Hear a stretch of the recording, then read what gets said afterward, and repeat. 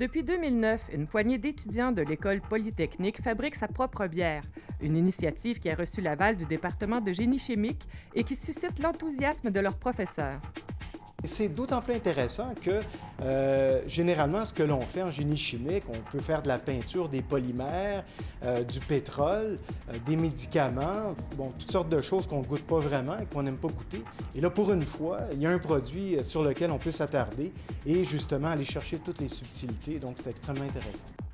Seule ombre au tableau, la Régie des alcools, des courses et des jeux qui refuse de leur accorder un permis de brassage.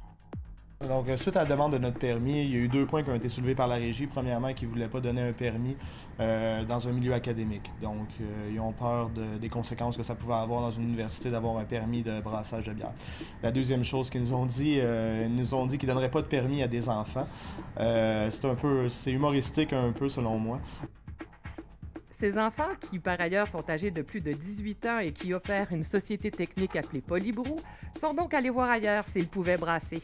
Leur quête les a menés dans l'arrière-boutique de la microbrasserie Elm, où depuis l'automne dernier, ils échangent leurs recettes théoriques contre les connaissances pratiques du brasseur de l'endroit. Je lui ai dit quel genre de bière on aimerait brasser. Lui m'arrive avec une recette. On la modifie un peu ensemble en discutant de qu'est-ce qu'on veut comme produit final. Puis on fait un équilibre des deux.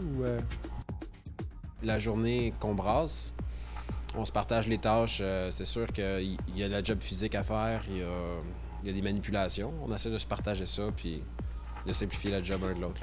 Cette belle association a même déjà porté quelques fruits. On a sorti 2 bières, la Polybrou 1, qui était une petite rousse, et la deuxième, qui s'appelle l'Indus, qu'on avait sorti début janvier, qui était une blonde fruitée. Malheureusement, les 2 produits en reste plus ont été consommés à 100%. Donc, on va travailler dans les prochaines semaines pour rebrasser une 3e bière pour les étudiants et pour le grand public aussi. Un succès dont peuvent témoigner les gens du Elm, qui se souviennent encore du lancement de la petite dernière, l'Indus. Le baril de 500 litres s'est vendu en environ 1 journée et demie, 2 journées, donc ça partait vraiment comme des petits pains chauds. C'était drôle, ils venaient voir, c'était dans cette cuve-là.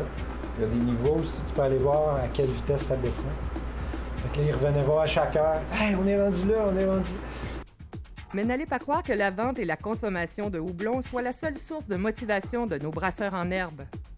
Dans le fond, Polybrou, on vise beaucoup sur l'étude, beaucoup de la fermentation, vu qu'on a l'équipement pour ça ici, le suivi le brassage au complet, et aussi, en collaboration avec les départements, Polybrou se lance dans la création d'un cours de brassage à l'École polytechnique.